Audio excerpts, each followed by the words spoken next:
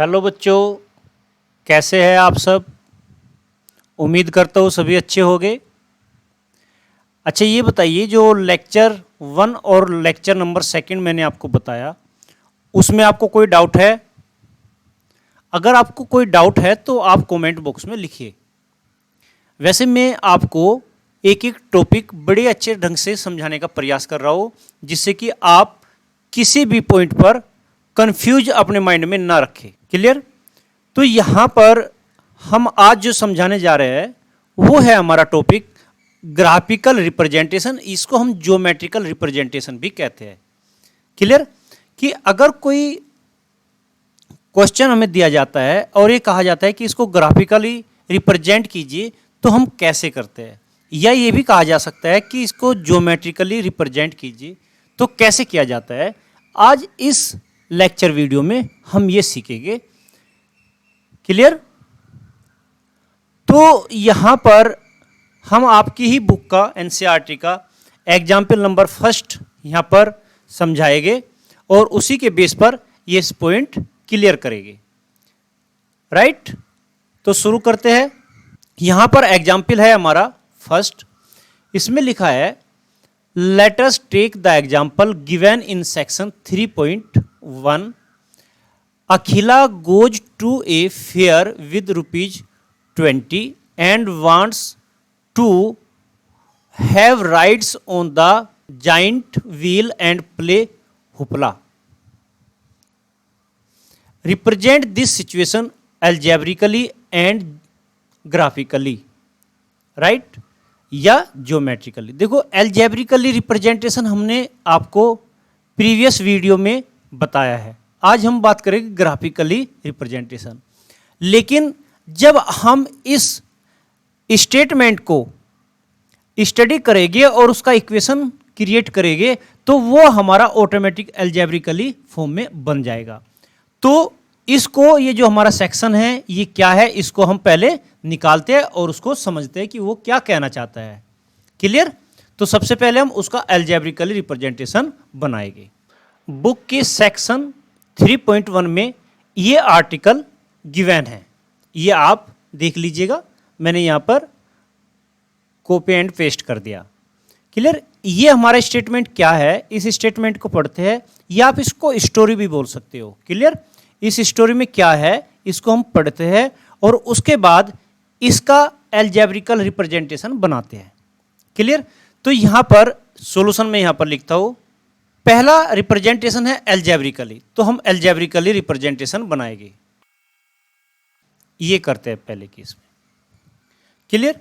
देखिए यहां पर क्या कहता है, Akhila went to a fair in her village, she wanted to enjoy rides on the giant wheel and play hoopla, a game in which you throw a ring on the items kept in a stall, and if the ring covers any object completely, you get it.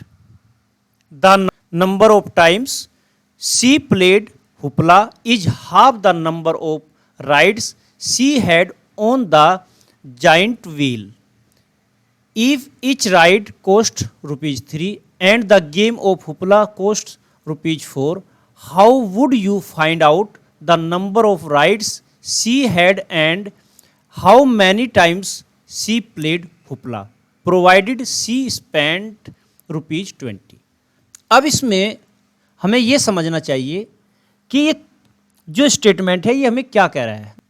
अखिला एक लड़की है जो अपने गांव में मेला देखने के लिए जाती है, और उस मेले में वो क्या करती है, एक तो जाइंट व्हील मतलब घूमने वाला, चारों ऊपर को ये ऐसे घूमता है ऊपर नीचे, ठीक है, उस पर झूलना चाहती है, और एक खेल है हुपला, उसको खेलना चाहती है। क्लियर? ये हुपला क्या है, ये हुपला ऐसा खेल है कि जिसमें हम रिंग फेंकते हैं, जैसे ये रिंग फेंक रही है, और ये रिंग जिस ऑब्जेक्ट को कवर करेगा वो ऑब्जेक्ट इस लड़की का हो जाएगा। क्लियर? जो भी मतलब रिंग को फेंकता है। क्लियर? तो ये कहता है कि number of times she played hoopla is half the number of rides she had on the giant wheel. ये कह रहा है कि जो लड़की मेले में है वो जितनी बार जाइंट व्हील पर झूलती है उससे आधे टाइम वो हुपला प्ले खेलती है। अर्थात अगर वो व्हील पर ये हमारा हमने बना दिया जो झूल रहा है उसका, क्लियर। अगर वो इस पर 4 टाइम झूलती है तो हुपला वो कितने टाइम खेलती है? 2 टाइम खेलती है हुपला गेम, ऐसा उसने कहा है। ओके, और ये आगे कहता है कि इफ इच राइड कोस्ट, अगर हर एक राइड मतलब एक बार झूलने की जो कोस्ट है वो 3 रुपये है और हुपला गेम खेलने की जो कोस्ट है वो 4 रुपये है, तो बताइए कि वो कितनी बार तो हुपला गेम खेलती है और कितनी बार वो राइड करती है अर्थात झूलती है, जबकि उसने टोटल पैसा कितना खर्च किया है? 20 रुपीज खर्च किया है। तो इसको हम किस तरीके से करते हैं ये हमारे लिए इंपॉर्टेंट है। देखो, सबसे पहले हमें उन पॉइंटों पर फोकस करना चाहिए जो हमें फाइंड आउट करने हैं। हमें फाइंड आउट करना है नंबर ऑफ राइड्स और how many times she played hoopla, मतलब नंबर ऑफ राइड्स करने हैं, number of played hoopla, clear. वो हुपला कितने टाइम खेलती है और वो झूला कितने बार झूलती है ये हमें फाइंड आउट करना है। तो हम सबसे पहले जो हमें फाइंड आउट करना है उनको कंसीडर करते हैं। तो हम यहां पर लिखते हैं let number of rides on wheel is equal to, हमने इसको मान लिया x, number of play hoopla game वो हमने मान लिया y, कि y टाइम खेलती है। तो अब हम इनको क्या करेंगे भाई? अब हम करेंगे ये कि जो हमें गिवन होता है उसको यूज में लाते हैं। देखो, गिवन क्या है? पहली कंडीशन क्या है? पहली कंडीशन है number of times she played hoopla is half the number of rides she had on the giant wheel. मतलब पहला केस ये बनता है हमारा, मीन्स हमारा number of hoopla play, number of played hoopla is equal to कितना है? Half. देखो ये लिखा है half the number of rides, number of ride, clear. तो hoopla number of hoopla played कितना है? y, तो y equal to 1/2, number of rides कितने हैं? x। तो ये पहला इक्वेशन हमें प्राप्त हुआ। इसको अगर हम सोल्व करें सही तरीके से लिखिए तो देखो 2 का मल्टीपल इधर कर सकते हैं, 2y is equal to x हो जाएगा। इस 2y को इधर ले आओ तो ये हो जाएगा x minus 2y equal to 0। ये इक्वेशन नंबर 1 बनी। अब हम सेकंड केस देखते हैं। सेकंड केस क्या है? हर एक ईच राइड कोस्ट 3 रुपीज और game of hoopla cost 4 rupees. अब देखते हैं यहां पर मैं नया पेज ले रहा हूं। देखो, टोटल कोस्ट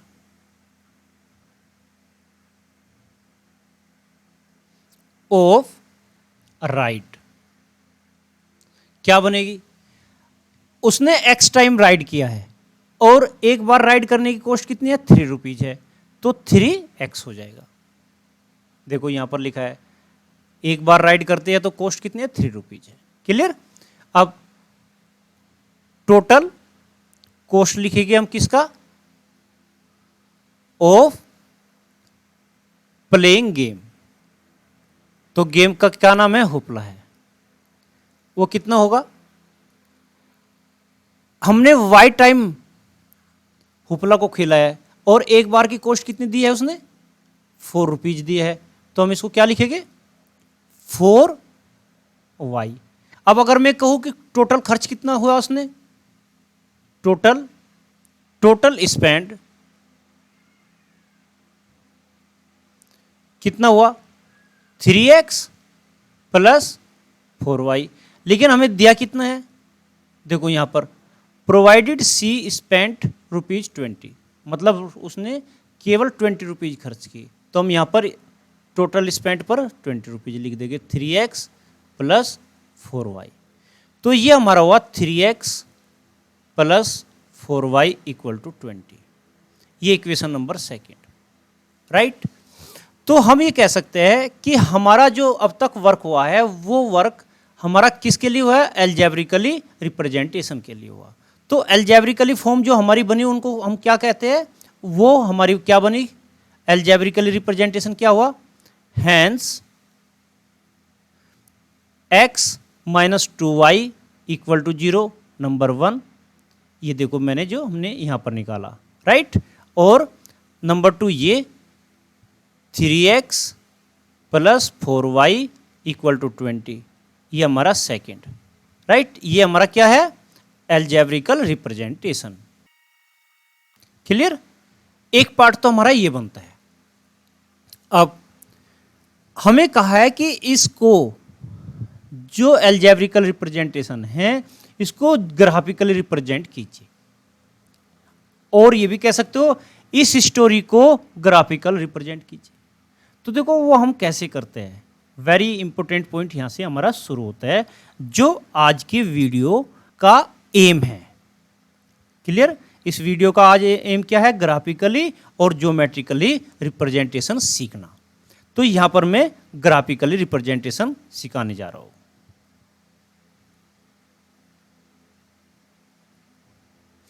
क्लियर? ओके। तो ग्राफिकली रिप्रेजेंटेशन सीखने से पहले हम थोड़ा सा 9th में जो हमने स्टडी किया उसको याद करेंगे, जिससे कि हमें समझने में हेल्प मिले। तो पेज ना लेते हैं, देखिए मैं यहां पर एक एग्जाम्पल लूंगा। ये एग्जाम्पल हमारे जो दिया क्वेश्चन है उससे हटकर है, राइट। देखो मैं यहां पर आपको लेता हूं 2x plus 3y is equal to 5। मैंने ये एक एग्जाम्पल लिया। ये एग्जाम्पल हमें कहता है कि ये लीनियर भी है और इसमें 2 वेरिएबल भी है। तो लीनियर, एक तो लीनियर इक्वेशन है ये, और इन 2 वेरिएबल, राइट। 2 वेरिएबल के साथ है। वेरिएबल कौन कौन से है इसमें? x and y। मेरा पॉइंट्स क्लियर हुआ? देखो बेटे, ये x और y के स्थान पर हमारा ये भी कभी कभी यूज हो सकता है, 2t plus 3v is equal to 5, 2s plus 3r is equal to 5, ऐसा भी हो सकता है। तो ये जो हमने t v s r x y लिखा है ये वेरिएबल होते हैं। तो हम किसको यूज करते हैं, किस क्वेश्चन में क्या ले सकते हैं, वो आपके ऊपर डिपेंड करता है। क्लियर? तो मैंने यहां पर जो वेरिएबल लिया x और y लिया है, राइट। सबसे पहले हमें ये सीखना चाहिए कि ये जो लीनियर इक्वेशन है, इस लीनियर इक्वेशन को क्या हम ज्योमेट्रिकल रिप्रेजेंट कर सकते हैं? तो क्वेश्चंस का आंसर ये है कि हाँ हम कर सकते हैं। ये हमने 9th में सीखा है कि भाई जो लीनियर इक्वेशन है उस लीनियर इक्वेशन को हम ज्योमेट्रिकली रिप्रेजेंट कर सकते हैं। क्लियर? अब वो कैसे रिप्रेजेंट कर सकते हैं इस पर हमें विचार करना है। ओके, देखो बेटा, हमने ये सीखा है कि हमारा जो ज्योमेट्रिकल रिप्रेजेंटेशन का मैटर होता है वो 2D पर डिपेंड करता है। हम क्या करते हैं, किसी प्लेन को 2 परपेंडिकुलर लाइन के थ्रू काटते हैं, जिसमें से एक को बोलते हैं एक्स एक्सिस और एक को बोलते हैं वाई एक्सिस। ये हमने अच्छी तरह स्टडी किया हुआ है।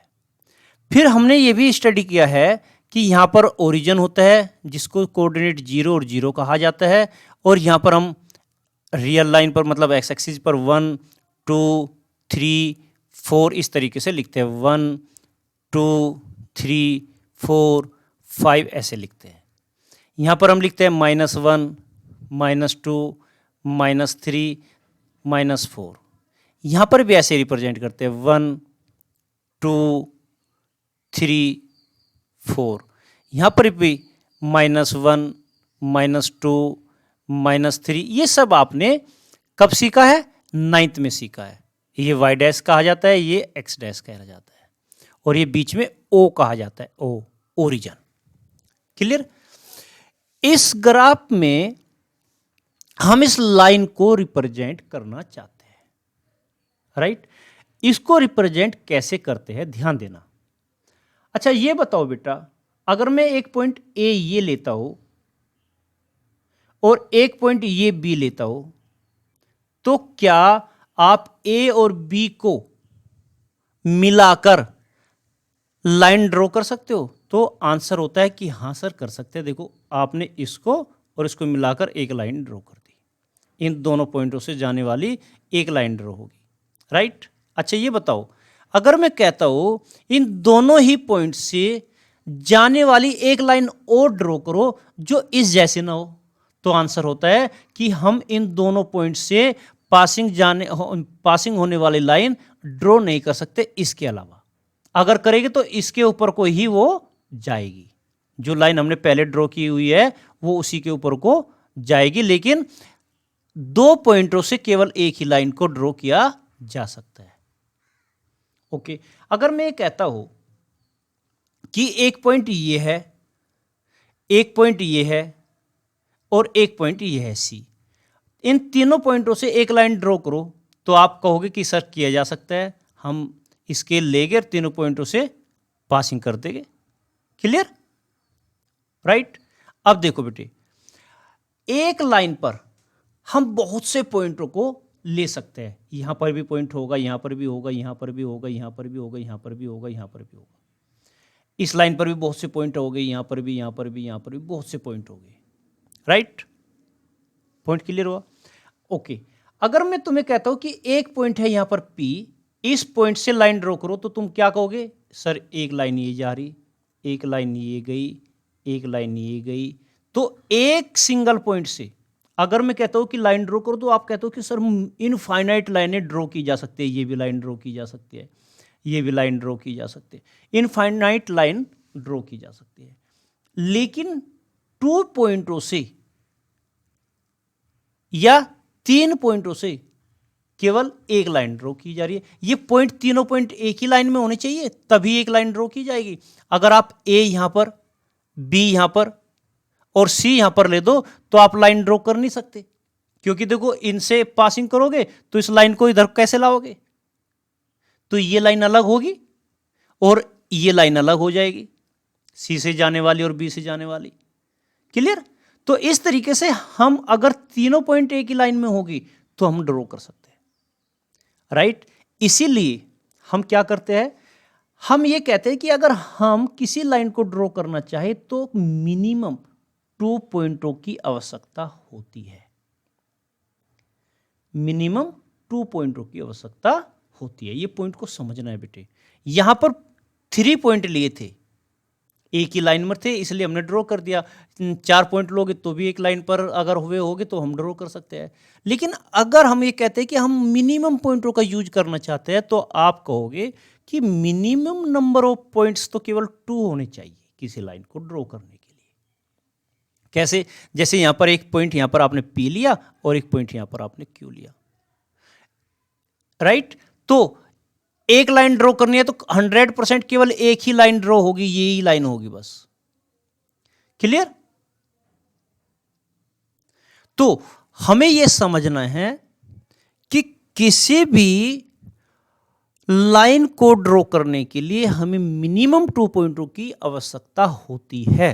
ये आप गांठ बांध लीजिए, तो हम बहुत ही अच्छे ढंग से ज्योमेट्रिकल रिप्रेजेंटेशन सीख लेंगे।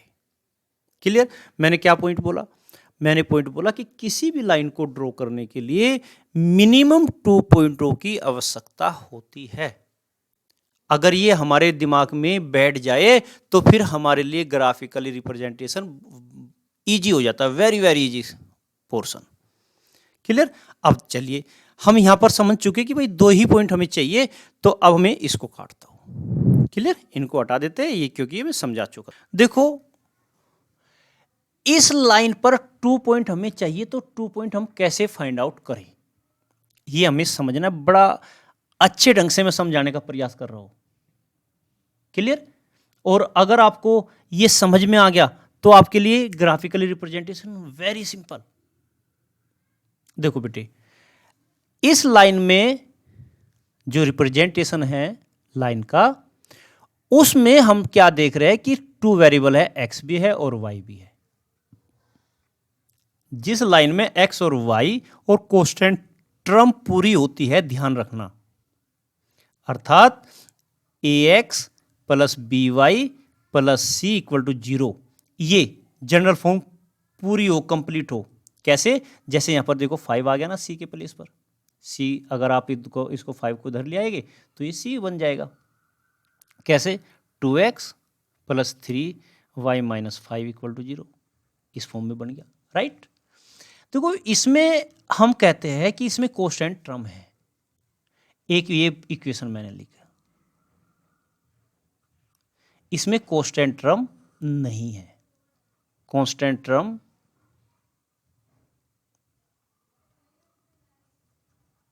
क्या है? इसमें 0 है, लेकिन इसमें कांस्टेंट टर्म 0 नहीं है, ठीक है। इसमें क्या है? -5 है। तो 0 वाले इक्वेशन के लिए मैं अभी बात नहीं कर रहा हूं, मैं कांस्टेंट टर्म जिसमें होते हैं उसके लिए यूज करना सिखा रहा हूं सबसे पहले, ठीक है। देखो हमारे इस एग्जाम्पल में दोनों ही सिचुएशन है, ये वाली भी और ये वाली भी। इसमें कांस्टेंट टर्म नहीं है, 0 है। इसमें कांस्टेंट टर्म कितना है? अगर हम 20 को इधर ले आएंगे, इसको हम क्या लिखेंगे? 3x प्लस 4y, और 20 को इधर ले आएंगे -20 इक्वल टू 0, तो हम कहेंगे -20 हमारा कांस्टेंट टर्म है। तो हमारे लिए ये एग्जाम्पल वेरी इंपॉर्टेंट है, इसमें हमें दोनों प्रॉब्लम सोल्व होने जा रही है। पहली प्रॉब्लम लेते हैं जिसमें कांस्टेंट टर्म होती है, तो उसको रिप्रेजेंट कैसे करते हैं, मैं तुम्हें इस एग्जाम्पल के थ्रू समझाना चाह रहा हूं। क्लियर? हम क्या करते हैं, अब इसमें हमें क्या करना है ये समझो। देखो ये बड़ा सिंपल मेथड बताने जा रहा हूं इस लाइन को ड्रॉ करने का। क्लियर? सबसे पहले आप पुट करो, put x is equal to 0 यहां पर in 2x plus 3y minus 5 equal to 0। जब आप 0 पुट करोगे तो ये आएगा 2 into 0 plus 3y minus 5 equal to 0। यहां से आपने 3y माइनस 5 इक्वल टू 0 मिलेगा, ये 5 इधर जाएगा तो 3y इक्वल टू 5 बना, y की वैल्यू आई 5/3, राइट। अब किसी भी पॉइंट को जब हम लिखा करते हैं तो ये हमने 9th में सीखा है कि पहले x लिखते हैं फिर y लिखते हैं। तो x की जो वैल्यू है वो हमने ली है 0, तो यहाँ पर 0 लिखेगी। y की वैल्यू जो निकल के आई वो है 5/3।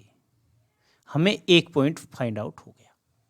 अब हम दोबारा दूसरा पॉइंट फाइंड आउट करेंगे, पुट करेंगे y equal to 0 in 2x plus 3y minus 5 equal to 0 में। अब की बार y को 0 लिया तो 2x प्लस 3 इंटू वाई के प्लेस पर 0 पुट कर दो, -5 इक्वल टू 0। यहां से आपको मिला 2x माइनस 5 इक्वल टू 0। तो x की वैल्यू क्या निकल के आई? देखो 5 इधर जाएगा, 2x इज इक्वल टू 5 आ जाएगा। यहां से वैल्यू निकालोगे, x की वैल्यू क्या आएगी? 5/2। तो हमें पॉइंट मिला ये x और y, x के प्लेस पर रखेंगे 5/2 और y के प्लेस पर रखेंगे 0। एक पॉइंट ये मिला जिसको हम नाम दे सकते हैं P और इसको नाम दे सकते हैं हम Q। अब ज्योमेट्रिक रिप्रेजेंटेशन में हमने ये सीखा है कि हम 0, 3 वो 5/3 कहाँ पर होगा ये हम पता कर सकते हैं। 0 x है तो x हमारा कहाँ पर होता है? y एक्सिस पर x 0 रहता है और y कितने हैं? 5/3।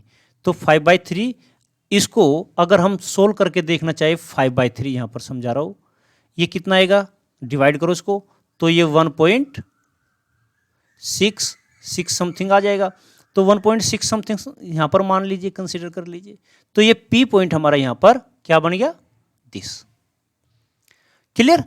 ओके, अब यहाँ पर बात करते हैं। ये P पॉइंट हमारा क्या कोऑर्डिनेट रखता है? 0 और 5/3। अब हम Q की बात करते हैं, 5/2 और 0। तो देखो 5/2 हमारा क्या होगा, इसको अगर मैं सही तरीके से लिखूं तो ये 2.5 बनेगा और कोमा 0। 2.5 एक्स कोऑर्डिनेट है, एक्स कोऑर्डिनेट यहां पर मेजर किया जाता है तो यहां पर होगा 2.5 और 0 वाई कोऑर्डिनेट, तो एक्स एक्सिस पर ही वाई कोऑर्डिनेट 0 होता है। तो ये पॉइंट हमारा क्यू बना, ये पॉइंट क्या बना हमारा क्यू। इसके कोऑर्डिनेट अगर मैं यहां पर लिखना चाहूँ तो क्या लिखूंगा 2.5 कोमा 0। अब हम क्या करेंगे, इस पॉइंट को एक लाइन के थ्रू स्केल लेंगे और उसको रखकर इसको मिला देंगे। क्लियर, ये ऐसे करके आप इसको मिला दीजिए। तो ये जो लाइन ड्रॉ की आपने, ये जो लाइन ड्रॉ की, ये लाइन हमारी कौन सी बनी, 2x plus 3y minus 5 equal to 0। ये लाइन हमारी ड्रॉ होगी, अर्थात हमने इस लाइन को रिप्रेजेंट कर दिया। क्लियर। अब हम बात करते हैं इस क्वेश्चन में, इस लाइन को ड्रॉ करना तो आ गया, अब इस टाइप की लाइन को कैसे रिप्रेजेंट करेंगे ये भी हम सीख लेते हैं। क्लियर। अब देखिए नेक्स्ट पेज लेता हूं मैं, यहां पर ऐसा कर लेते हैं हम इसी एग्जाम्पल को। जैसे देखो ये इक्वेशन दिया है x minus 2y equal to 0, इसको कैसे रिप्रेजेंट करेंगे, इसको x minus 2y equal to 0, इसको रिप्रेजेंट करते हैं। तो बेटे हमें देखो जो चार्ट बनाना होता है वो आप आराम से बनाइएगा, स्केल का यूज कीजिएगा। ये एक्स एक्सिस लेता हूँ मैं, ये यहाँ पर वाई एक्सिस, ये हमारा ओरिजिन हुआ। यहाँ पर नंबर लोगे 1 2 3 4 -1 -2 -3, फिर 1 2 3 4, फिर -1 -2 -3। ये आप ग्राफ में बना सकते हो, ये वाई डैश कहलाता है, ये एक्स डैश कहलाता है और ये ओरिजिन। ओके। अब इस टाइप की इक्वेशन को हम रिप्रेजेंट कैसे करेंगे, राइट। बड़ा सिंपल है। देखो बेटे सबसे पहले मैंने आपको जो बताया, देखो इस इक्वेशन में भी क्या बताया कि सबसे पहले x इक्वल टू 0 पुट करो, फिर दूसरे केस पे y इक्वल टू 0। यहां पर हम यही करते हैं, यहां पर हम क्या करेंगे, पुट करेंगे x equal to 0। x equal to 0 put करने पर हमें क्या मिलता है, ये in x minus 2y equal to 0 में। तो 0 माइनस 2y इक्वल टू 0 या minus 2y equal to 0। y की वैल्यू क्या आई, 0, क्योंकि -2 से जब आप 0 को डिवाइड करोगे तो 0 आएगा। तो ये हमारा, तो पॉइंट क्या बना, ध्यान देना बेटा, हमारा पॉइंट x y जो बना, x के स्थान पर 0 और y के स्थान पर 0, 0 0 बन गया, एक पॉइंट निकलेगा, राइट। अब पुट कीजिए। देखो बेटे यहां पर थोड़ा सा हमें सोचना है। हमने पहले यहां पर x इक्वल टू 0 पुट किया, फिर दूसरे केस में y इक्वल टू 0 पुट किया। लेकिन अगर हम इस केस में भी ऐसा ही करते हैं कि y इक्वल टू 0 पुट करते हैं तो क्या होता है, ये हमें सीख लेना चाहिए, जिससे कि आप ये गलती नहीं करोगे। जब y इक्वल टू 0 पुट करेंगे तो क्या बनेगा, x minus 2 into 0 equal to 0। तो यह x माइनस 0 इक्वल टू 0, तो x इज इक्वल टू भी कितना है, 0। अर्थात हमें फिर पॉइंट मिला, पॉइंट हमें मिला एक्स वाई 0, 0। अब देखो बेटे एक पॉइंट 0 0, दूसरा पॉइंट भी 0 0, लेकिन हमें 2 पॉइंट चाहिए। किसी भी लाइन को रिप्रेजेंट करने के लिए, किसी भी लाइन को ड्रॉ करने के लिए मिनिमम 2 पॉइंटों की आवश्यकता होती है, और ये दोनों पॉइंट ही एक जैसे हो गए तो फिर तो हमारे लिए मुश्किल हो गया ना सोल्व करना। तो इसीलिए हम क्या चाहते हैं कि केवल x इक्वल टू 0 पुट करके हम एक पॉइंट निकाल लेंगे। फिर दूसरे केस में जब हमारा कांस्टेंट टर्म नहीं होता, देखो कांस्टेंट टर्म नहीं है ना, इसमें 0 है। इस क्वेश्चन में हमारा कांस्टेंट टर्म था कितना, -5। तो इसमें तो हमारा अलग अलग आएगा 100% x इक्वल टू 0 और y इक्वल टू 0 पुट करने पर पॉइंट अलग अलग आएंगे। लेकिन जिसमें कांस्टेंट टर्म नहीं होती उसमें हमें x इक्वल टू 0 पुट करने पर भी 0 0 मिलेगा, y इक्वल टू 0 पुट करने पर भी 0 0 मिलेगा। इसलिए हम एक केस को तो करेगी, दूसरे केस को नहीं करते। इसके स्थान पर क्या करते हैं, इसके स्थान पर हम ऐसा कर लेते हैं कि पुट, आपकी मर्जी है चाहे x के स्थान पर जैसे हमने x इक्वल टू 0 लिया, आप x के स्थान पर या y के स्थान पर y इज इक्वल टू 1 ले लो। भाई हम y इक्वल टू 0 लेते ना, आप y के प्लेस पर क्या ले लो, 1 ले लो। Put in x minus 2y equal to 0, तो ये क्या बना, x minus 2 into 1 equal to 0। ये क्या आया, x माइनस 2 इक्वल टू 0। ये क्या बना, x इज इक्वल टू 2। तो पॉइंट क्या हुआ, पॉइंट बेटे ये शॉर्ट फॉर्म होती है पीटी। पॉइंट क्या हुआ, एक्स वाई हमारा बना, x कितना आया 2 और y कितना आया 1, राइट। अब देखो ये पॉइंट हमारा सेपरेट और ये पॉइंट हमारा सेपरेट, तो इस वजह से हमें 2 ऐसे पॉइंट चाहिए होते हैं जो सेपरेट होते हैं, अलग अलग होते हैं, उससे हम लाइन ड्रॉ कर सकते हैं। अब सबसे पहले ये 0 0 जिसको हमने मान लिया a और इसको हमने मान लिया b, राइट। इनको रिप्रेजेंट करते हैं इस पर। 0 0 का मतलब x x 0 होना, x भी 0 होना, y भी 0 होना, तो दैट इज ये पॉइंट ओरिजिन पॉइंट होना, तो ओरिजिन पॉइंट 0 0 है, राइट। ओके, फिर 2 1, 2 इज x, 1 और 2 ये हो गया, और y कितना है 1, y 1 ये हो गया। तो हम जानते हैं ना ऐसे पॉइंटों को जहां पर ये एक दूसरे पर परपेंडिकुलर ड्रॉ करके एक दूसरे को कट करते हैं, ये पॉइंट हमें मिलता है 2,1। ये हमने सीखा हुआ है 9th में, क्लियर। अब हम क्या करेंगे, ये पॉइंट हमारा B हो गया और ये पॉइंट हमारा A हो गया। अब हम क्या करेंगे, स्केल लेंगे और इन दोनों पॉइंटों को मिलाते हुए एक लाइन ड्रॉ कर देंगे। तो ये लाइन कौन सी हुई, x minus 2y equal to 0। तो ध्यान रखना है, जिसमें कांस्टेंट टर्म नहीं होती उसमें हम x इक्वल टू 0 और फिर y इक्वल टू 1 या y इक्वल टू 2, ये वैल्यू आप कुछ भी ले सकते हो, 1 2 3 4 5 कुछ भी जो आपको अच्छा लगे, लेकिन छोटा नंबर लोगे तो हमें इजी रहता है सोल्व करने में। तो देखो हमने इस जब कांस्टेंट टर्म होती है तो x equal to 0 y equal to 0 लेकर 2 पॉइंट निकाले और लाइन ड्रॉ की, और जब कांस्टेंट टर्म नहीं होती तो हम x इक्वल टू 0 लेंगे और y इक्वल टू 1 पुट करेंगे और लाइन को ड्रॉ कर देंगे, रिप्रेजेंट कर देंगे। तो इस लाइन का रिप्रेजेंटेशन ये ज्योमेट्रिकली कहलाता है। इस लाइन का रिप्रेजेंटेशन ये ज्योमेट्रिकली कहलाता है। ये हमारा रिप्रेजेंटेशन क्या है, ज्योमेट्रिकली रिप्रेजेंटेशन होता है, क्लियर। अब क्योंकि देखो अब हम बात करते हैं इस पर, हमने x minus 2y equal to 0 ये रिप्रेजेंटेशन किया इसका। अब हमें क्या देखना है, हम दूसरा इक्वेशन को देखते हैं जो हमारी क्या थी, 3x plus 4y minus 20 equal to 0, इसका रिप्रेजेंटेशन क्या होगा, राइट। अब हम इनको प्रॉपर वे में करना चाहेंगे और उसके बाद ही आगे आपको समझ में आएगा। ओके, आपने ये पार्ट कर लिया, पहला एक इक्वेशन ये थी और दूसरी इक्वेशन हमारी क्या है, 3x plus 4y minus 20 equal to 0, ये हमारी सेकेंड इक्वेशन है according to question, according to example.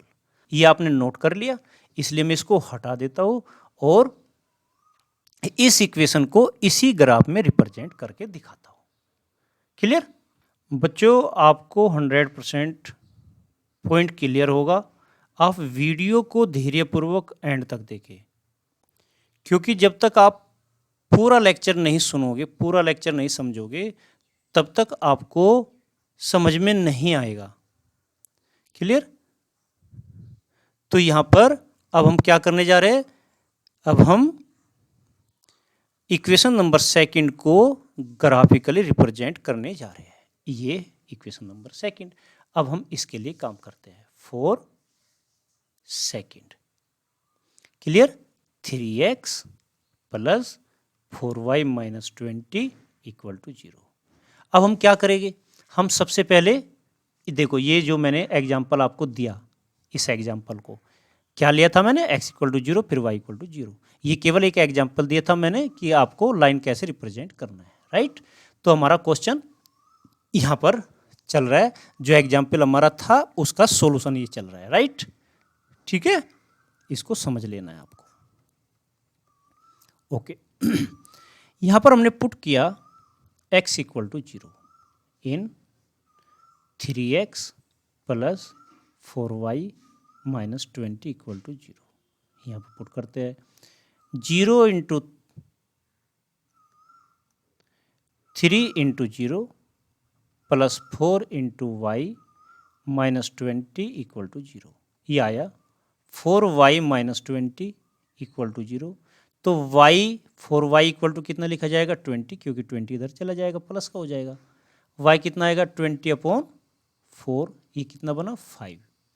तो x की वैल्यू 0 और y की वैल्यू 5। तो पॉइंट हमें क्या मिला, पॉइंट हमें मिला 0,5। पहले x लिखते हैं, मैंने आपको सिखाया है ना ये x, y अर्थात 0,5। अब दूसरे केस में हम पुट करेंगे y equal to 0 in 3x plus 4y minus 20 equal to 0 में। यहाँ पर पुट कीजिए 3x plus 4 into 0 minus 20 equal to 0। ये क्या बना 3x माइनस 20 इक्वल टू 0। ये बना x, 3x इक्वल टू 20 इधर आ जाएगा, x की वैल्यू निकालेंगे तो 20/3 कॉमन अपॉन में चला जाएगा। इसका वैल्यू अगर आप निकालोगे तो 6.66 ये आ जाएगा। तो पॉइंट हमारा क्या बना x, y, x के स्थान पर 6.66, 0 ये पॉइंट रखोगे। अब इस पॉइंट को आप मान लो C और इस पॉइंट को आप मान लीजिए D। अब ये C पॉइंट कहाँ पर है 0,5। तो 0,5 y एक्सिस पर होगा, ये y एक्सिस है, तो यहाँ पर हमने 5 ले लिया। क्लियर, ये y यहाँ पर लिख लेते हैं। तो ये जो पॉइंट है ये C है हमारा। यहाँ पर ये जो पॉइंट बना ये हमारा कितना पॉइंट आया 0,5। x हमारा 0 और 5y हमारा 5 है। क्लियर, अब इसको D को देखते हैं 6.66, 0। तो 6 देखो ये 4 है, यहाँ पर 5 रहा होगा, है ना, यहाँ पर 6 रहा होगा। तो मैं ये आपको सब्रफ में समझा रहा हूँ, इसलिए आप इसको कोऑपरेट कीजिएगा। यहाँ पर हमारा क्या आएगा पॉइंट 6.66, 0। 0 क्या है y कोऑर्डिनेट है, तो y कोऑर्डिनेट x एक्सिस पर ही होता है, तो 0 यहीं पर आ जाएगा। तो ये पॉइंट हमारा यहाँ पर बन गया कहीं D पॉइंट। क्लियर, इस D पॉइंट का कोऑर्डिनेट अगर आप लिखना चाहो तो 6.66, 0 लिख दोगे। अब इस D को और C को मिला दो एक लाइन के थ्रू, C और D को मिला दो। ये हमारे से गलत बन गई, ये आप स्केल से लाइन ड्रॉ कर दो। तो ये हमारी ग्राफ रिप्रेजेंटेशन हो गया। ये लाइन हमारी कौन सी है लाइन, ये लाइन है हमारी 3x plus 4y minus 20 equal to 0। इस तरीके से आपने ये जो फॉर्म थी हमारी अलजेब्रिकल रिप्रेजेंटेशन था किसका, इस स्टोरी का, जो हमने स्टोरी यहां पर ली थी उसका वो अलजेब्रिकली रिप्रेजेंटेशन था। और ग्राफिकली रिप्रेजेंटेशन क्या बना दिया हमने, ये ग्राफिकली इसका रिप्रेजेंटेशन बना दिया। तो ये ग्राफिकल रिप्रेजेंटेशन है। क्लियर, तो बच्चों मैं समझता हूं कि आपको ये लेक्चर वीडियो समझ में आया होगा। अगर आपको ये समझ में आया है तो आप इस लेक्चर को लाइक करें, कमेंट करें और अपने दोस्तों को शेयर करें। अगर आप हमारे चैनल पर पहली बार आए हो तो आप सब्सक्राइब जरूर करें, साथ ही साथ बेल आइकॉन को प्रेस करें, जिससे कि आने वाली हर नई लेक्चर वीडियो का पता आपको सबसे पहले लग सके और आप उसका पूरा पूरा लाभ ले सके। मिलते हैं एक नए लेक्चर वीडियो के साथ छोटे से ब्रेक के बाद। आपने इस लेक्चर वीडियो को पूरा देखा उसके लिए धन्यवाद। अगर आपने अब तक यह चैनल सब्सक्राइब नहीं किया तो सब्सक्राइब जरूर करें।